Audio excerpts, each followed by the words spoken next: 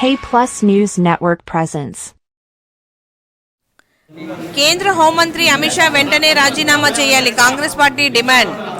PCC అధ్యక్షురాలు YS Sharmila Reddy పిలుపు మేరకు జిల్లా కాంగ్రెస్ పార్టీ అధ్యక్షురాలు ఎన్డీ విజయజ్యోతి ఆధ్వర్యంలో స్థానిక కాంగ్రెస్ పార్టీ కార్యాలయం నుండి జిల్లా కలెక్టరేట్ వరకు బాబాసాహెబ్ అంబేద్కర్ సమన్ ర్యాలీ నిర్వహించారు. అనంతరం కలెక్టరేట్లో ఉన్న బాబాసాహెబ్ అంబేద్కర్ విగ్రహానికి పూలమాల వేసి నివాళులర్పించి రాష్ట్రపతి గారికి సంయుక్త కలెక్టర్ ద్వారా బాబాసాహెబ్ అంబేద్కర్ గారిపై అమిత్ షా చేసిన అనుచిత వ్యాఖ్యలపై మెమరాండం అందించారు. అనంతరం విజయజ్యోతి మీడియాతో మాట్లాడుతూ కేంద్ర మంత్రి అమిత్ షాకు చిత్తశుద్ధి ఉంటే వెంటనే తన పదవికి రాజీనామా చేసి బహిరంగ క్షమాపణ చెప్పాలని డిమాండ్ చేశారు. మోడీ ప్రభుత్వం వెనకబడిన తరగతుల సంక్షేమాన్ని పక్కన నెట్టి భారత రాజ్యాంగాన్ని స్థానంలో మనసాస్మృతిని తీసుకురావాలని ప్రయత్నిస్తుందని ఆరోపించారు. కాంగ్రెస్ పార్టీ విలువలు ఉన్న పార్టీ అని, బడుగు బలహీన వర్గాలకు అండగా ఎల్లప్పుడూ ఉంటుందని, ఇలాంటి ఘటనలను కాంగ్రెస్ ఎప్పుడూ ఖండిస్తుందని తెలియజేశారు. ఈ కార్యక్రమంలో నగర అధ్యక్షులు అఫ్జల్ ఖాన్, కోఆర్డినేటర్ బండి జకరయ్య, ప్రొద్దుటూరు నియోజకవర్గ కన్వీనర్ ఇర్ఫాన్ బాషా, పులివేంద్ర నియోజకవర్గ కన్వీనర్ ధృవకుమార్ రెడ్డి, కడప పార్లమెంటరీ నియోజకవర్గం మాజీ కన్వీనర్ సయ్యద్ గౌస్పీర్, కాంగ్రెస్ నాయకులు అలీఖాన్, మహిళా నాయకురాలు కాంతా శ్యామలమ్మ, డివిజన్ నాయకులు కార్యకర్తలు పాల్గొన్నారు.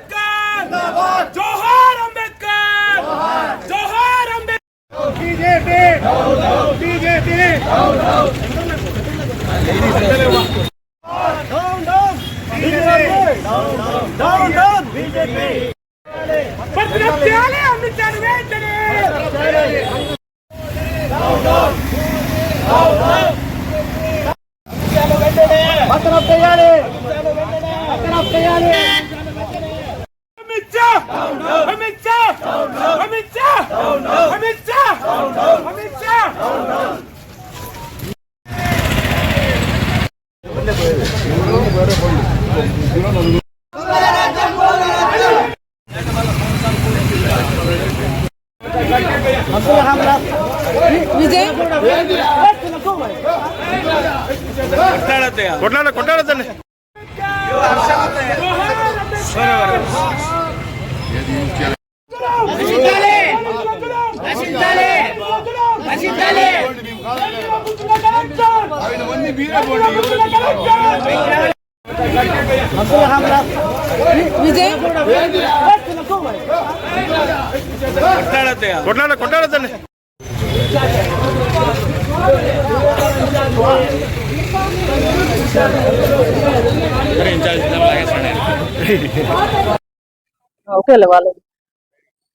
ఈ నెల పార్లమెంట్ లో 17వ తేదీన అమిత్ షా గారు చేసిన అసందర్భమైన అనుచిత వ్యాఖ్యలకు, అంబేద్కర్ గారి, భారత రాజ్యాంగవేత్త అంబేద్కర్ గారి మీద చేసిన అనుచిత వ్యాఖ్యలకు కాంగ్రెస్ పార్టీ ఈరోజు ఆయన్ను సస్పెండ్ చేయాలని, లేదా వెంటనే ఆయన రాజీనామా చేయాలని గవర్నర్ గారికి ఒక లేఖ రాసి కలెక్టర్ ద్వారా మేము కాంగ్రెస్ పార్టీ, జిల్లా కాంగ్రెస్ పార్టీ అంతా కలిసి మొత్తం అన్ని 7 నియోజకవర్గాల్లో ఉండే వాళ్ళందరం కలిసి వచ్చి ఇక్కడ రిప్రజెంటేషన్ ఇవ్వడం జరిగింది.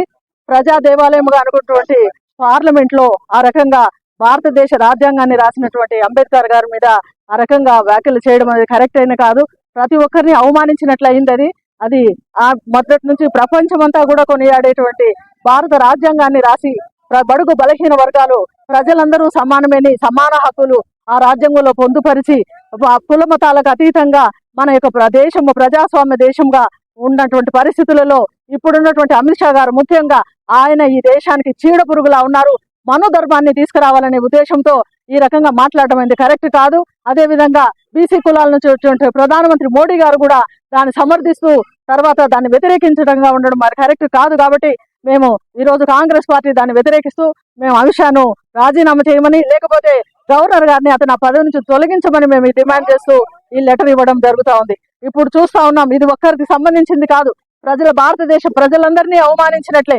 దేశ విదేశాల్లో మన రాజ్యాంగాన్ని పొందుపరుచుకొని వారు ఎంతో ఉంటే మన భారతదేశంలో మన కోసం పోరాడి ఒక జ్ఞానవంతుడు, ప్రజ్ఞాశాలి, తర్వాత మొదటిగా న్యాయ శాఖ మంత్రిగా భారతదేశానికి స్వాతంత్రం వచ్చిన తర్వాత చేసినటువంటి అంబేద్కర్ గారిని గురించి వ్యంగ్యంగా మాట్లాడడము, ఆ అంబేద్కర్ అని ఎప్పుడు ఎందుకు ఒక రామున్నో దేవుణ్ణో ఎవరినో అనుకుంటే మీకు పుణ్యం వస్తుంది అనడము చాలా భయంకరమైన పరిస్థితి. ఆ రకంగా అవమానించడం కరెక్ట్ కాదు. ఇప్పుడు వచ్చినట్టు బీజేపీ ప్రభుత్వం ఆ రకంగానే కులాలు మతాలలో చిచ్చుపెట్టు ప్రజల్లో కూడా భేదాలు తీసుకొస్తా ఉన్నారు. కాబట్టి మరి ప్రజలందరూ ఆలోచన చేయాల్సిన అవసరం ఏర్పడింది. ఈ ప్రభుత్వం మనకు అవసరం లేదు. దేశ ప్రజలారా ఒకసారి ఆలోచన చేయండి. ఈ ప్రభుత్వం మనకు అవసరం లేదు. ప్రజలందరినీ సమానంగా ఓన్లీ ఈ ఎకనామికల్ బ్యాక్గ్రౌండ్ గా ఉండే వాళ్ళను ఎవరెవరైతే ఎకనామిక్ బ్యాక్గ్రౌండ్ ఉండే క్లాసెస్ అందరినీ తీసుకొచ్చి దేశంలో ఉండే ప్రజలందరినీ ఒకటే తీసుకురావాలనేటువంటి రాహుల్ గాంధీ నాయకత్వం మనకు కావాల్సింది. రాహుల్ గాంధీ కాంగ్రెస్ పార్టీ మనకు ప్రభుత్వం కావాల్సింది. కాబట్టి ఆలోచన చేయండి.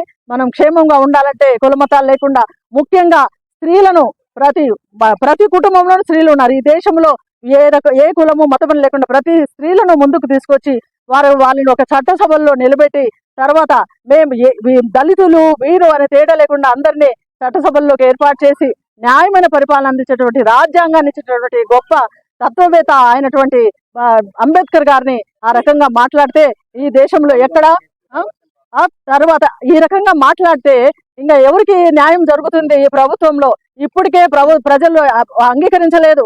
సీట్లు 200 చిల్లరకు పడిపోయినాయి. అయినా కూడా వారు ఈ రకంగా చేయడం కరెక్ట్ కాదు. అదే విధంగా దాన్ని సమర్థిస్తూ ఇక్కడ ఉన్నటువంటి ప్రభుత్వం తెలుగుదేశం ప్రభుత్వం అయితే ఏమో గతంలో ఉన్నటువంటి ఈయన జగన్మోహన్ రెడ్డి గారు అయితే ఏమి దీనిని మాత్రం ఏ మాత్రం కూడా తప్పుపట్టకుండా వాళ్ళ స్వార్థం కోసం ఆ బీజేపీ ప్రభుత్వాన్ని వారిని సమర్థించడం అనేది శోచనీయం. కాబట్టి ఒకసారి ప్రజలు ఆలోచన చేయాలా. ప్రజలు వారు ఓటు అనే కత్తి పట్టినట్లయితే తప్పకుండా ఈ దేశంలో న్యాయం జరుగుతుంది. కాబట్టి ప్రజలంతా దీన్ని వీక్షిస్తున్న ప్రజలంతా ఆలోచన చేసి రాబోయే ఎన్నికల్లో కాంగ్రెస్ పార్టీకి రాహుల్ గాంధీ గారి నాయకత్వానికి ఇవ్వాలని మన న్యాయం మనమే చేసుకోవాలని ఈ సమయంలో కోరుకుంటూ అనవసరంగా తర్వాత రాహుల్ గాంధీ గారి మీద పెట్టిన FIR ను రద్దు చేయాలని మేము ఇక్కడ నుంచి డిమాండ్ చేస్తా ఉన్నాం. కాంగ్రెస్ పార్టీ మా అధినేత మా PCC అధ్యక్షురాలు షర్మిలారెడ్డి గారి నాయకత్వంలో ఈ కడప జిల్లాలో ఈ రాష్ట్రంలో కాంగ్రెస్ పార్టీ ద్వారా మేము ఆ రకంగా మేము సపోర్ట్ చేస్తూ తప్పకుండా రాహుల్ గాంధీ యొక్క నాయకత్వాన్ని మేము కోరుకుంటూ కాంగ్రెస్ పార్టీని మాకు అధికారంలోకి కావాలని కోరుకుంటూ వెంటనే